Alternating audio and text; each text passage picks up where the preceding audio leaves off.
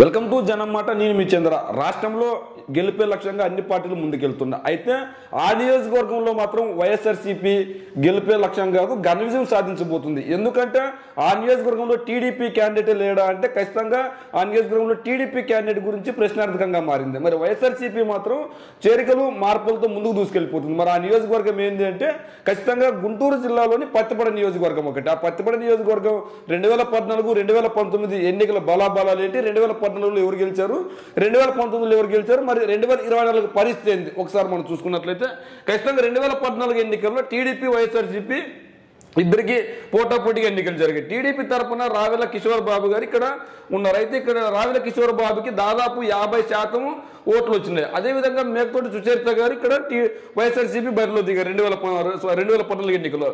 2014 ఎన్నికల్లో మేకతోటి సుచరిత పోటీ చేస్తే ఇక్కడ 46% ఓట్లు వచ్చాయి. ఎవరు మేకతోటి సుచరిత కంటే ఇక్కడ 4% ఓట్ల డిఫరెన్స్తో రావెల కిషోర్ బాబు గెలిచారు.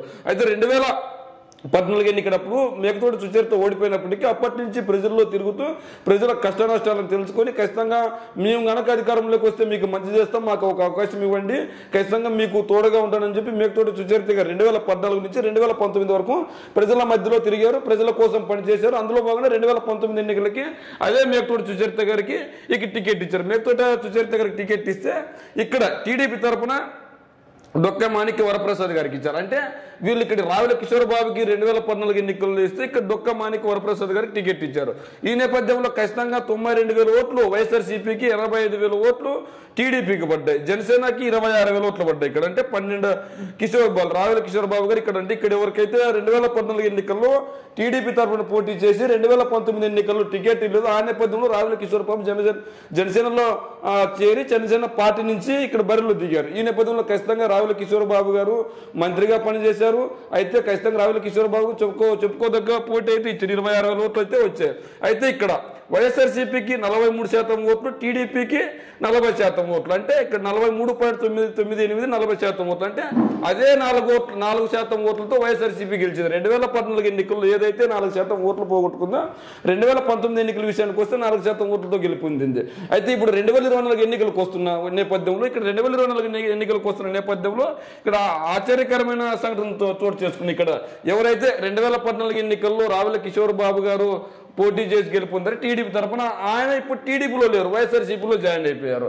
అదే వైఎస్ఆర్సీపీలో జాయిన్ అయిపోయారు. ఇక్కడ ఒకటి గుర్తుంచుకోండి.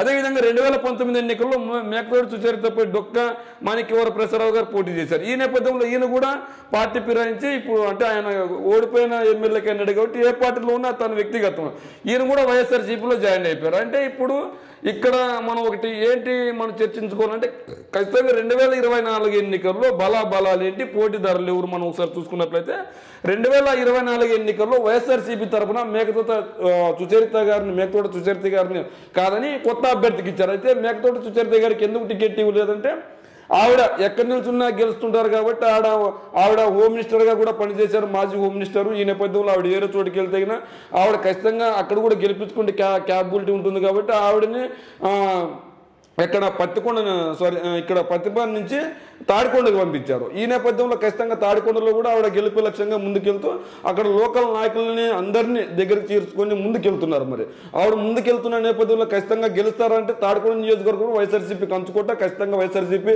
మళ్ళీ జెండా ఎగరవేసే విధంగా ఆవిడ చర్యలు తీసుకుంటున్నారు. ప్రతి నాయకుడిని, ప్రతి కార్యకర్తని, ప్రతి గడపను టచ్ చేస్తూ ముందుకెళ్తున్నారు. మనం తాడికొండ కంటే పత్తిపాడు విషయానికి వస్తే ఖచ్చితంగా ఇక్కడ బాలసాని కిరణ్ గారికి టికెట్ ఇచ్చారు వైఎస్ఆర్సీ. బాలసాని కిరణ్ గారికి టికెట్ ఇస్తే ఆయన టికెట్ తీసుకొని బాధ్యతలు చేపట్టిన తర్వాత ప్రతి గ్రామాన్ని, ప్రతి కుటుంబాన్ని, ప్రతి కార్యకర్తని, ప్రతి చిన్న సెకండ్ క్యాడర్ లీడర్ని అందరినీ కలుపుకొని ముందుకెళ్తూ ఖచ్చితంగా గెలిపే లక్ష్యంగా ముందుకు తీసుకెళ్తున్నాడు.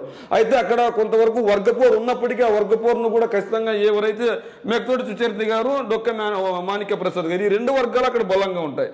ఈ 2 వర్గాలు బలంగా ఉన్నప్పటికీ ఎవరికైతే టికెట్ ఇచ్చారో ఆయన ఆ 2 వర్గాలతో సమన్వయం చేసుకుని ఆ 2 వర్గాలను ఒక తాటపైకి తీసుకొని వచ్చి వచ్చి మీ మీ అందరికీ సమన్వయం చేశాను, ఖచ్చితంగా నా గెలుపుకు కృషి చేయండి, ఖచ్చితంగా మీరు మనలో మనం గొడవలు పడితే పరిస్థితి ఏంది, పక్కోడు గెలిచే అవకాశం ఉంటుంది, ఆ అవకాశాన్ని ఇవ్వద్దండి అని చెప్పి ఆయన ముందుకు తీసుకెళ్తున్నాడు. మరి ఈ నేపథ్యంలో ఖచ్చితంగా గెలిపే లక్ష్యంగా బాల్సన్ కిరణ్ గారు ముందుకెళ్తున్నారు. అయితే ఈ రెండు వర్గాలను సమన్వయం చేయడం ఒక ఎత్తు అయితే, ఖచ్చితంగా డొక్క మాణిక్య ప్రసాదరావు మేకతోటి సుచరిత గారు నియోజకవర్గం మారడంతో తాను సామాజిక వర్గానికి కావచ్చు, తన వర్గానికి కావచ్చు పెద్దపీట వేస్తే ఇబ్బంది వచ్చింది ఏం లేదు, అందరూ సహకరించాలని ఈవిని కూడా. అదేవిధంగా డొక్క మాణిక్య వరప్రసాద్ గారిని కూడా ఖచ్చితంగా ఎవరికి అన్యాయం చేయను, ఖచ్చితంగా అందరినీ సముచిత న్యాయం ఇస్తానని చెప్పారు.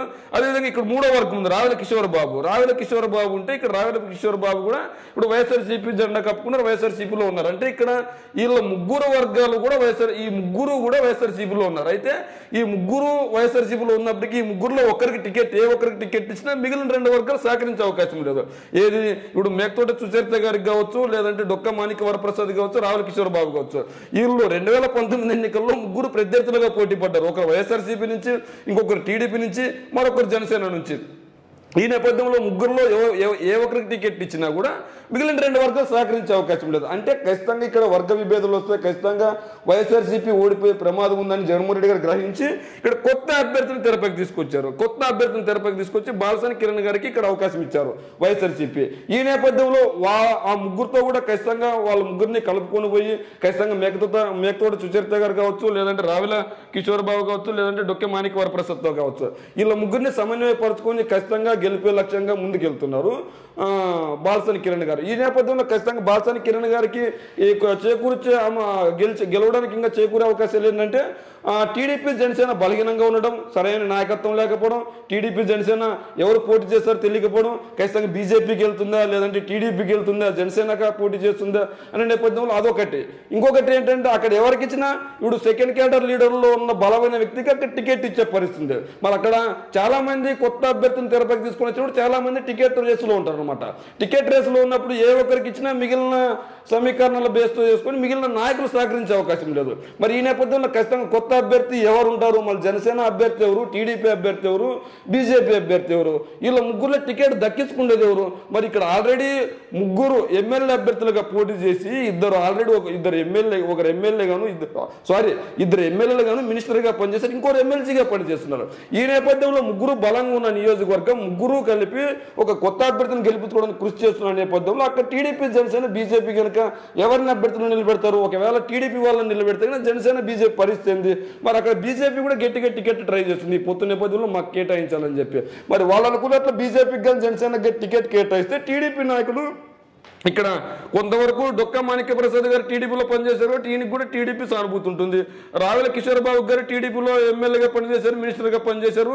మరి వీళ్ళిద్దరికి కూడా టీడీపీ క్యాడర్ ఉంటుంది. మరి ఈ టీడీపీ క్యాడర్ ఖచ్చితంగా కొత్త అభ్యర్థికి ఓటేపించే అవకాశం ఉంది. ఎట్లా మేకతోటి సుచరిత గారికి పక్కన చేసుకోవడానికి వెళ్ళారు కాబట్టి ఈవిడ వర్గం అంతా ఖచ్చితంగా ఆయనకు సహకరించే అవకాశం ఉంటుంది.